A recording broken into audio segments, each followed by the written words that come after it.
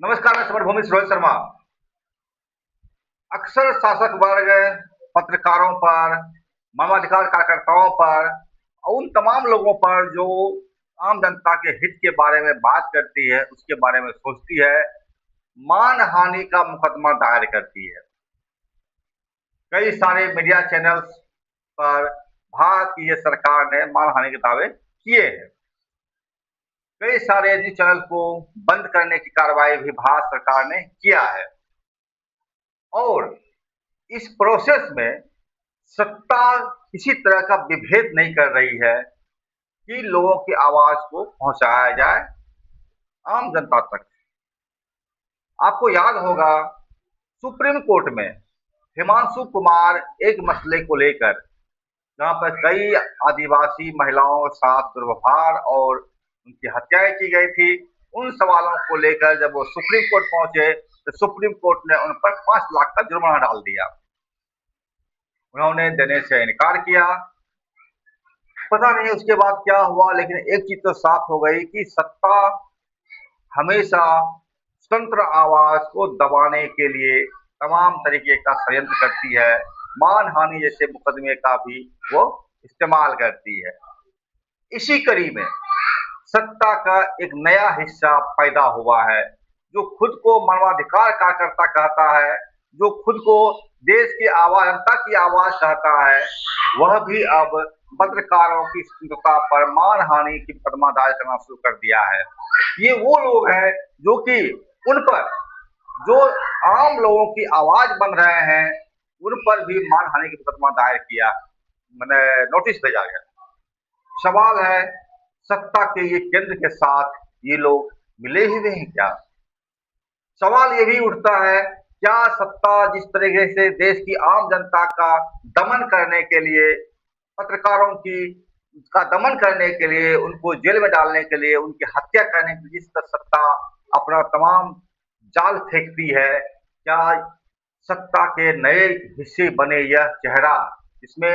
विश्व विजय और सीमा आजाद जैसे लोग शामिल हो गए हैं, यह भी एक सवाल के घेरे में है। कल तक सीमा आजाद, विश्व विजय खुद को मानवाधिकार कार्यकर्ता कहा करते थे, खुद को देश के तमाम मसलों पर बोला करते थे कि छत्तीसगढ़ में आदिवासियों की हत्या हो रही हो या फिर कहीं मसला बन रहा हो, उस पर ये बोला करते थे। अचानक ऐसा क्या हो गया कि ये लोग सत्ता के इस गलियारे में जाकर के बैठ गए, सत्ता के चाटुकार बन गए और अब सत्ता के इशारे पर पुलिस के साथ मिलकर, सरकार के साथ मिलकर अब उन लोगों पर ही हमलावर हो गए हैं जो उस पर की सरकार कभी हमलावर हुआ करती थी या सरकार उन पर दमन ढाया करती थी। पत्रकारों पर भी मानहानि के मुकदमे इन दोनों युगल ने दायर किया है। मुकदमे नहीं, नोटिस भेजा है 50 लाख रुपए का, 10,000 रुपया नोटिस भेजने का चार्ज डाल करके अलग से। पत्रकारों पर ऐसे मानवाधिकार संगठन के लोग जो खुद को पीयूसीएल के राष्ट्रीय सचिव बताते हैं, उनके लिए लज्जास्पद है जो कि पत्रकारों पर मानहानि का मुकदमा नोटिस जारी करता है। बातें यही नहीं रुकती, बातें और आगे बढ़ती है। और जैसा कि मुझे आज मालूम चला है, इन दोनों चेहरों ने, ये दोनों सत्ता के दलाल बोल सकते हैं, कमेटी ने इन पर आरोप लगाया है ये सीआईए के एजेंट हैं, गलवहियां करके उन लोगों पर भी का काम किया है जो विचारों के साथ चलते हुए संघर्ष के राह कथित ये मानवाधिकार कार्यकर्ता सीमा शैली के साथ अधिकारी साथियों पर हम कोशिश कर रहे हैं जिसको कि डराने की पर्दाफाश करते हैं। ये बड़ा सवाल है। बहरहाल मेरे साथ है आकांक्षा। आकांक्षा पर भी इन्होंने नोटिस भेजा है, 50 लाख रुपए का जुर्माना या मानहानि उनका हो गया,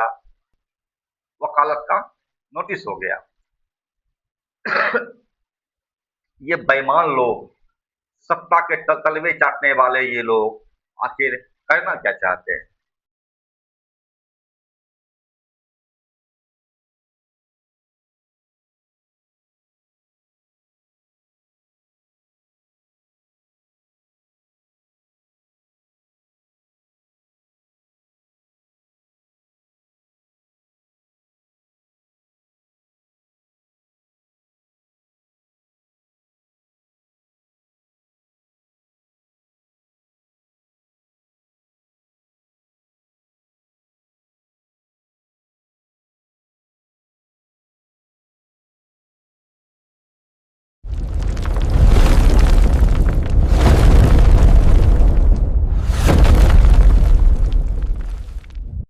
मेरे साथ आकांक्षा जी हैं। आकांक्षा जी, आपका समय वही बहुत बहुत स्वागत है। मुझे आप बताइए, आप सीमा आजाद विश्वविजय को जानते हैं, पहचानते हैं, साथ रहे हैं बहुत समय तक। जब आपको मालूम चला कि इन्होंने आप पर मानहानि का नोटिस भेजा है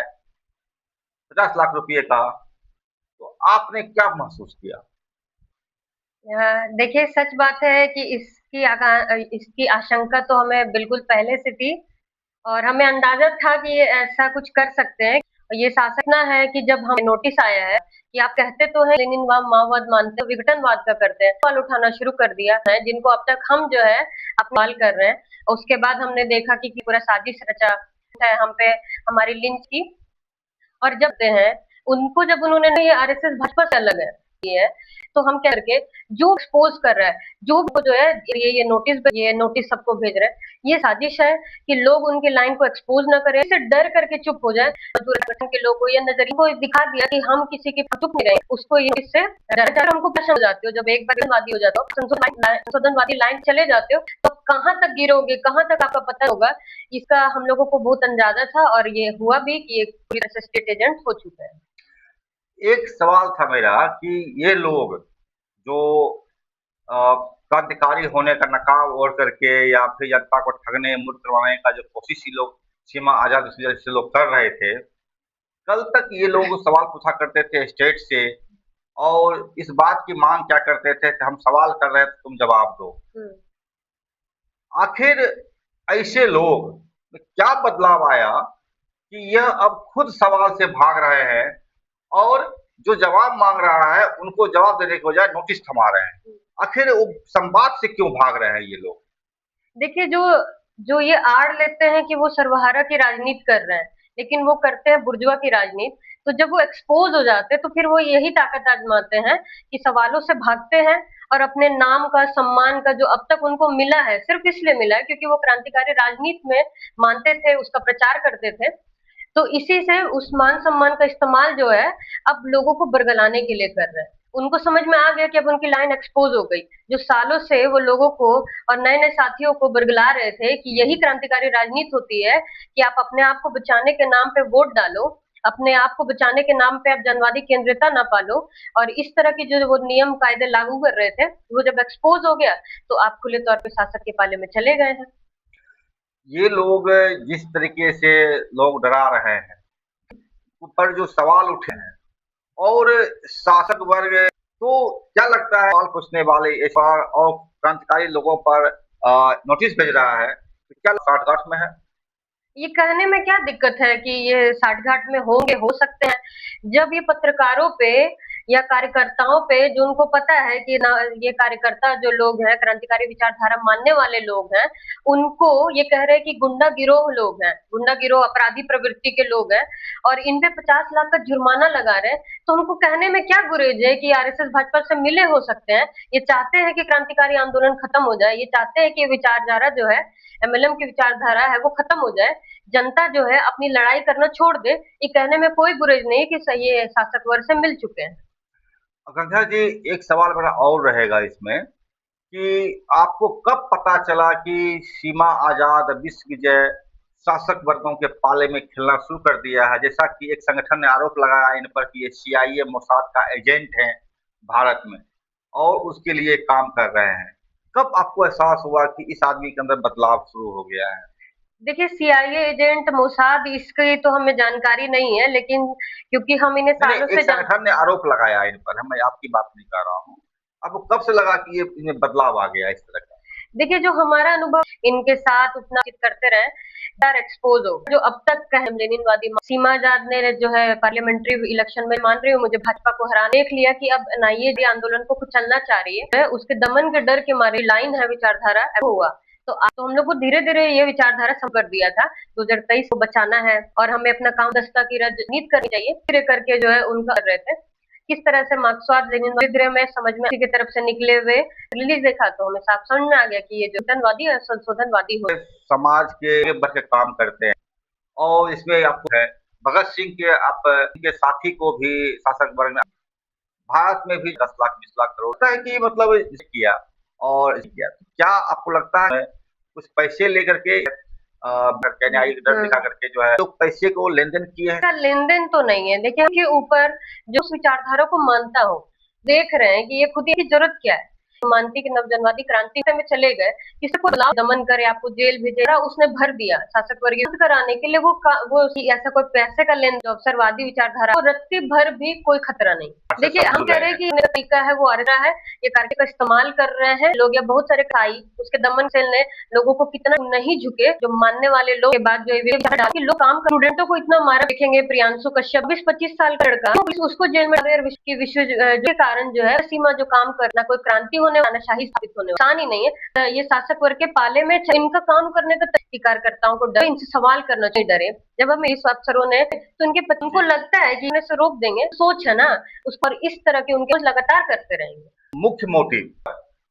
कमेटी के वीडियो को हटाया तो सरकार समझ चुकी है कि ये माओवादी थे हमारे मेंबर थे अब ये नहीं है भगा हम माओवादी नहीं थे कि ये वीडियो हटवा नजरिया पत्रिका तो जब ये भगा दिया इनको फिर कोई चुल क्या मची हुई है कि वो अच्छी बात है आपको लोग देखिए गिरोह बोल रहे हैं सारे लोग हैं जो संघर्ष की अपराधी गिरफ्तार है कि हम नहीं है उन्होंने और ये ना ये लोग एक्सपोज कर रहे हैं दिखा रहे हैं कि हम तो विघटनवादी हैं हमसे सवाल कैसे कर रहे हैं वो भी ये उनसे बर्दाश्त नहीं हो रहा है वो लगातार प्रचार कर रहे हैं जो उनकी लिंच बौखलाहट में कर रहे हैं इस तरह से नोटिस लोगों को अंधभक्त बोल एनसीसी कमेटी अब पतन की कोई पूरे नोटिस भेज रहे कि जिस तरीके से करते थे आज भेज रहे हैं सवाल है काम कर रहे हैं आप लोगों के अंदर कोई आपकी हत्या करा सकते जानलेवा देखिए अब इनकी बहुत है लेकिन क्रांतिकारियों को अपराधी का आकलन करे पूरी जनता दे मजदूर वर्ग कहां तक गिरे तो देखा आपने है हरियाणा में सरकार पर भी ये लोग गलतियों से कोई उजागर कर सके ऐसे थाने के नोटिस दबाते हैं और वहां से सवाल है की बात करते थे घर में हो रहे दुर्व्यवहार या फिर बोला करती थी खुद भी बोल रही माओवादी ने उनको एक्सपोज किया है कि यह माओवादी करने का या एक था है कहता रहा है लोगों को डरा सामने लोगों ने समाप्त हो गई है पुलिस कर रही है और इनको मानवाधिकार कर आर में अपना प्रतिष्ठा बना प्रचारित प्रसारित कर वो को कुछ भी कर एक सवाल मुझे लगता है कि 2-3 मजदूर संगठन ने आग लगा दिया है लगभग 100 साल हो अम्बेडकर ने मनु ऐसी पत्रिका को जलाए ये मजदूर संगठन देखिए हम तो सीधे से इस पत्रिका का बहिष्कार के लोग हैं जो ये पत्रकारों पे ही दमन कर रहे हैं उन्नीत कर रहे हैं संगठन भी और जो मजदूर है और ये में जाने लायक कि आप जो है लोगों कर रहे हैं और जो साथी लोग नोटिस देते हो पत्रिका जहाँ पे आप गद्दारों को वादी लाइन ले उस पत्र को जलाया जाना बिना सारे लोगों से पत्रिका नहीं है बिल्कुल जनता की ऐसी पत्रिका नहीं अधिक आधुनिक जाएगी आपको तो इसलिए बहुत जरूरी है कि क्रांति को से रोकते हैं तब तक जो बदनाम समाज में बिल्कुल जो भी ऐसी अगर प्रतिनिधित्व में ऐसे विचारधारा वो दस्ताले उसकी भी जगह मैं पूछ लेता हूँ सवाल कि आप 7-8 तो जब 7-8 सालों से जान रहे होंगे साथ में रहे होंगे के साथ है कि जब उनके सुख ये आप पर हम मानहानि करती है जनता के प्रति कितना प्रेम सवाल है सीमा जर कि उन्होंने हमारे यहाँ एक वैचारिक है हमारी और विश्वजय उस पॉलिटिकल लाइन को आगे बढ़ा रहे हैं बात को लागू कर रहे हैं तो हम उनके खिलाफ है कल को ये विचारधारा किसी और में भी आएगी जो क्रांतिकारी बातों में वहां भी लड़ेंगे